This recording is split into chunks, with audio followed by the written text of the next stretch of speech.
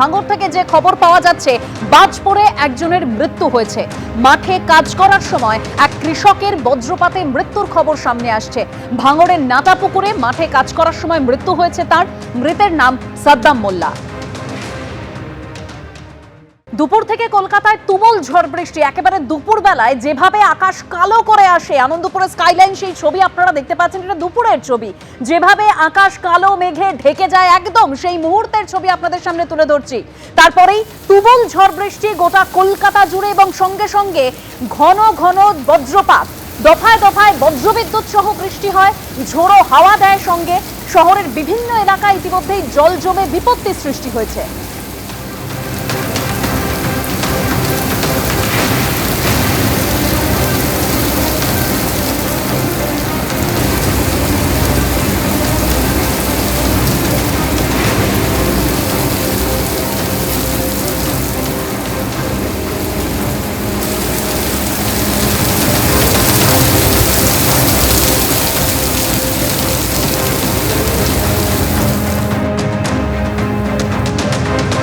আর এই তুমুল বৃষ্টির জেরে একেবারে সন্ধ্যাবেলার ছবি দেখতে পাচ্ছেন। শরৎ বোস রোডে কি পরিমাণ জল জমে গিয়েছে। আর ঠিক যে সময়ের ছবি আপনাদের সামনে তুলে ধরছি, তখন অফিস থেকে প্রত্যেকেই বাড়ি ফেরেন। সে সময় যে যানজটের সৃষ্টি হয়েছিল এলাকায়, সেই ছবি দেখতে পাচ্ছেন। সন্ধ্যে 6:30টার ছবি। শরৎ বোস রোডে যেভাবে জল জমে যায় এই তুমুল বৃষ্টির ফলে।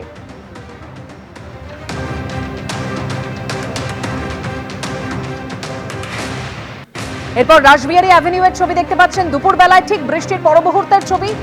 রাস্তা যেভাবে জলমগ্ন হয়ে পড়ে, রাসবিহারী অ্যাভিনিউর ছবি, অর্থাৎ বিভিন্ন কলকাতার বিভিন্ন এলাকায় যেভাবে জল জমে যায় সেই ছবি তুলে ধরছি আপনাদের সামনে। আজ দুপুর থেকে যে তুমুল বৃষ্টির সঙ্গে ঝোড়ো হাওয়া এবং ঘন ঘন বজ্রপাত।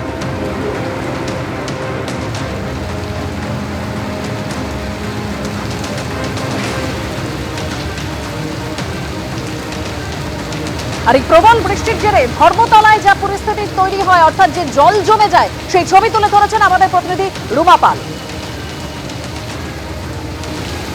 কলকাতার বিস্তীর্ণ অঞ্চলে জল জমেছে, তার মধ্যে কিন্তু ধর্মতলা অন্যতম।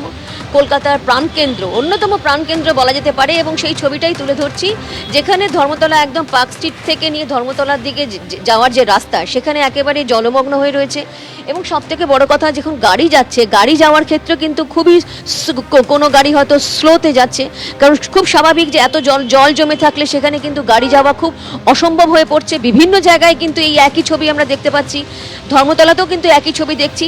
এবং অন্য জায়গায় বলে রাখি যে কেএমসির বেশ কিছু গাড়ি দেখা যাচ্ছে এখানে, যেখানে কেএমসির গাড়ি থেকে এমন ব্যবস্থা করা হচ্ছে যাতে জল কিন্তু তাকে, এই যে এত জল জমেছে সেখান থেকে কিন্তু অনেকটা কমানো যায়।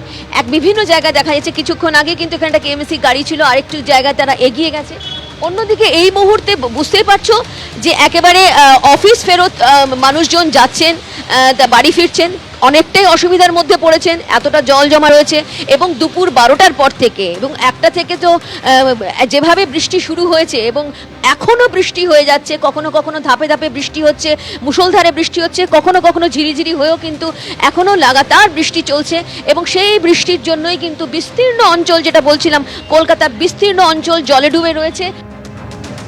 ধর্মতলার ছবি আপনারা দেখলেন। আর এই টানা বৃষ্টিতে শুধু ধর্মতলাই নয়, কলকাতার একাধিক জায়গা কিন্তু জলমগ্ন হয়ে পড়েছে। রাসবিহারীর ছবি আপনারা এই মুহূর্তে দেখতে পাচ্ছেন। সন্ধে 6টার ছবি, রাসবিহারীর ছবি দেখছেন। Rashbehari avenue, central avenue, Rashbehari অ্যাভিনিউর সঙ্গে central avenue, college street, Camac street, একাধিক জায়গা জলমগ্ন।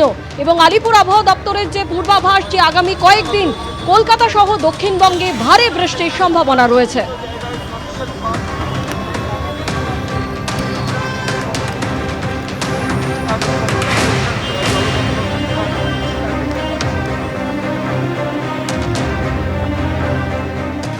আর এই দুর্যোগে দুর্ভোগ সাধারণ মানুষের। একদিকে রাস্তায় জল জমে গিয়েছে, অন্যদিকে হাসপাতালের ভেতরে জল জমে গিয়েছে। এসএসকেএম হাসপাতালের ছবি দেখতে পাচ্ছেন। যেরকম হাসপাতালে জল জমেছে, একাধিক ওয়ার্ডে জল জমে গিয়েছে।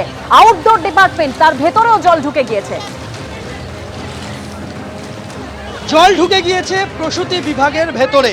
আর তাই কোনো রকম ঝুঁকি এড়াতে লিফট বন্ধ করে দেওয়া হয়েছে প্রসূতি বিভাগে। আমরা দেখতে পাচ্ছি যে গোটা লিফটের যে ডাক্ট রয়েছে, লিফটের যে টানেল রয়েছে সেটা সম্পূর্ণ জলে ডুবে রয়েছে এবং সেই জলমগ্ন জায়গায় যাতে লিফট কেউ চালিয়ে না দেন তার জন্য লিফটের যে কোলাপসিবল গেট তা বন্ধ করে সেখানে বেঞ্চ দিয়ে আটকে দেওয়া হয়েছে যাতে কেউ আচমকা লিফট চালু করে না দেন, কেননা লিফটের যে টানেল পুরোটাই কিন্তু জলের তলায় রয়েছে।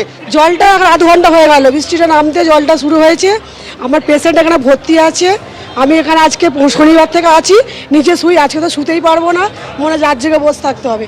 এটা খুলে দেওয়ার কথা বলেছিলাম, অনেকক্ষণ পরে খুলে দিয়েছে, তারপর সবাইকে ডেকে ভেতরে ঢুকিয়েছে কিছুক্ষণ ভেজার পরে। যারা রয়েছেন হাসপাতালে আসা মানুষজন, প্রসূতিরা যারা আসছেন চিকিৎসা করানোর প্রয়োজনে, তাদেরকে যাতায়াত করতে হচ্ছে, তাদেরকে ডাক্তার দেখাতে হচ্ছে এবং এইভাবেই জল ঠেলে এক জায়গা থেকে আরেক জায়গায় যেতে বাধ্য হচ্ছেন এসএসকেএম হাসপাতালে আসা রোগীরা। দিব্যেন্দু সিংহর সঙ্গে সন্দীপ সরকার, এবিপি আনন্দ, কলকাতা। কলকাতা জুড়ে তুমুল ঝড় বৃষ্টি, দফায় দফায় বজ্র বিদ্যুৎ সহ বৃষ্টি, বিভিন্ন জায়গার ছবি আপনারা দেখছেন এবং ইতিমধ্যেই শুধু কলকাতা নয়, হাওড়া, দক্ষিণ 24 পরগনার বিভিন্ন জায়গায় বৃষ্টি হয়েছে এবং আবহাওয়া দপ্তরের তরফে কমলা সতর্কতা জারি করা হয়েছে। আমার street, Camac street, AJC Bose road, একাধিক জায়গার ছবি আপনাদের দেখাচ্ছি। আলিপুর রোড, আমির আলী অ্যাভিনিউ, শরৎ বোস রোড, যে রাস্তাগুলি এখনও জলমগ্ন এবং যে কারণে যানজট কিন্তু এই সমস্ত রাস্তাতে রয়েছে।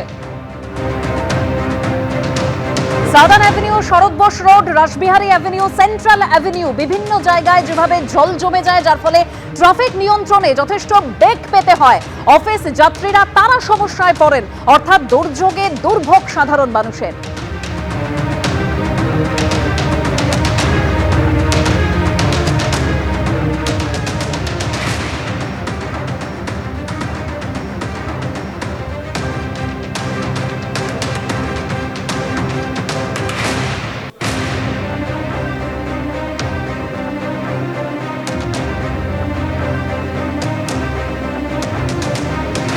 দুপুর থেকেই অবিরাম বৃষ্টি এবং তার জেরে কলকাতার বিভিন্ন অংশে কার্যত জনজীবন সম্পূর্ণ বিপর্যস্ত।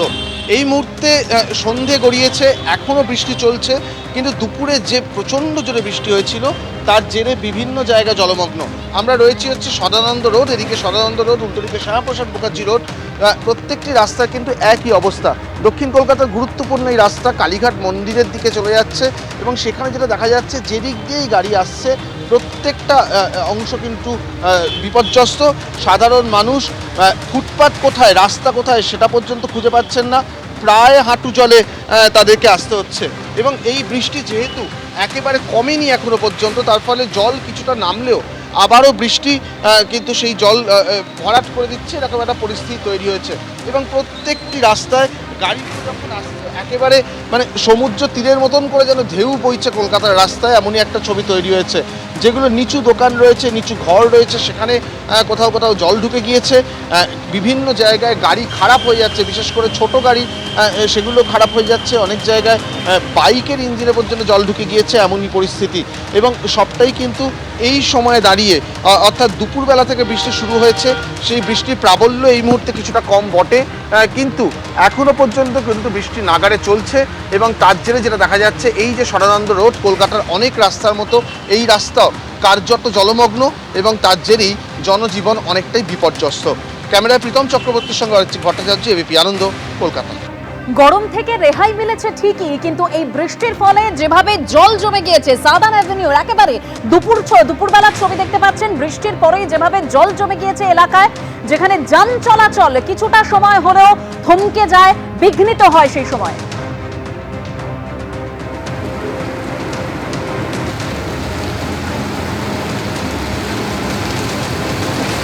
আর দুপুরবেলায় কালো মেঘে ঢেকে যায় গোটা আকাশ, একেবারে বৃষ্টির আগের মুহূর্তের ছবি দেখতে পাচ্ছেন, আনন্দপুর স্কাইলাইনের সেই ছবি। অন্ধকার নেমে আসে দুপুরবেলাতেই।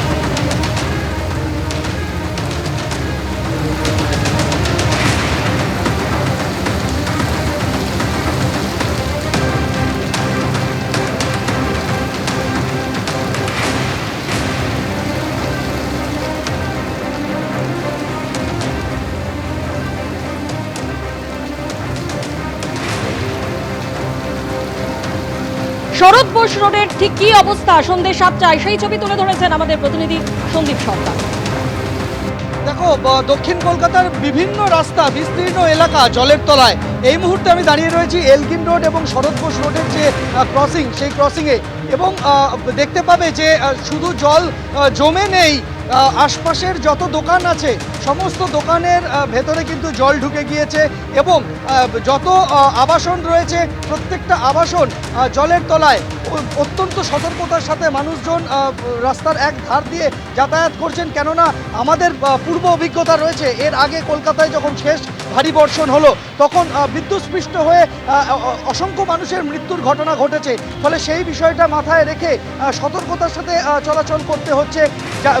এমনিতে পাবলিক ট্রান্সপোর্ট ব্যবস্থা এই মুহূর্তে কিন্তু যথেষ্ট সমস্যার মধ্যে পড়েছে এই জল জমে যাওয়ায়। আমি এই মুহূর্তে যেখানে দাঁড়িয়ে রয়েছি সেই এলগিন রোড এবং শরৎ বোস রোডের যে ক্রসিং, সেই ক্রসিংয়ে তীব্র যানজটের পরিস্থিতি তৈরি হয়েছে। একটি পেট্রোল পাম্পের ছবি দেখাবো, যে পেট্রোল পাম্পের যে রিজার্ভার রয়েছে সেখানে জল ঢুকে গিয়েছে, এবং সেই ট্যাঙ্ক খালি করা হচ্ছে, সেখানে বালতি দিয়ে জল তুলে ফেলা হচ্ছে আমরা দেখতে পাচ্ছি। এবং বৃষ্টিতে এই মুহূর্তে নাজেহাল অবস্থা বিভিন্ন জায়গার, রাস্তা জলমগ্ন, আশপাশের বহুতলের যে গ্রাউন্ড ফ্লোর সেখানে জল জমে গিয়েছে। যান চলাচল অত্যন্ত ধীর গতিতে হচ্ছে, জায়গায় জায়গায় গাড়ি খারাপ হয়ে গিয়েছে, পথচারীরা যারা রয়েছেন তারা পড়েছেন সমস্যার মধ্যে। এই মুহূর্তে এই ছবি আমরা দেখতে পাচ্ছি এলগিন রোড এবং শরৎ বোস রোডের সংযোগস্থলে দাঁড়িয়ে। এজেসি বোস রোডের যে ফ্লাইওভার রয়েছে সেই ফ্লাইওভারের নিচের অংশে জল জমে রয়েছে, এবং সেখানে যান চলাচলে বিঘ্ন ঘটছে, এমনটাই দেখতে পাচ্ছি আমরা। শুধু এই অংশ নয়, আশপাশের যে সমস্ত রাস্তাগুলি রয়েছে প্রত্যেকটা রাস্তায় একই রকম ছবি আমাদের চোখে পড়েছে। তুমি দেখতে পাবে যে গোটা রাস্তা এই মুহূর্তে জলের তলায়। আশপাশের যে বাড়িগুলো রয়েছে সেই বাড়ির ছবি দেখাবো, বাড়ির একতলার অংশ সেখানে জল ঢুকে গিয়েছে। দোকানের ছবি দেখাবো, আশপাশে যত দোকান রয়েছে এলগিন রোড এবং এই শরৎ বোস রোডের এই অংশে, সেখানেও কিন্তু দোকানের ভেতরে জল ঢুকেছে, এবং দোকানপাট কার্যত আজকে বন্ধ। এই হচ্ছে বিভিন্ন দোকানের ছবি, দোকানের ভেতরে জল, দোকানের বাইরে জল, এবং রাস্তায় তো জল রয়েছে।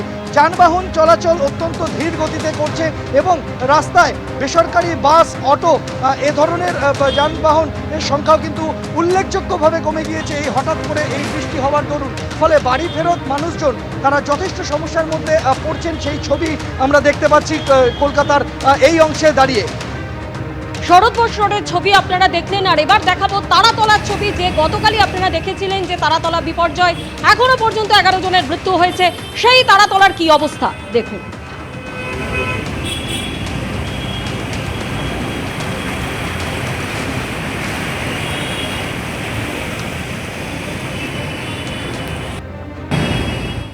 এবিপি আনন্দ, এগিয়ে থাকে, এগিয়ে রাখে।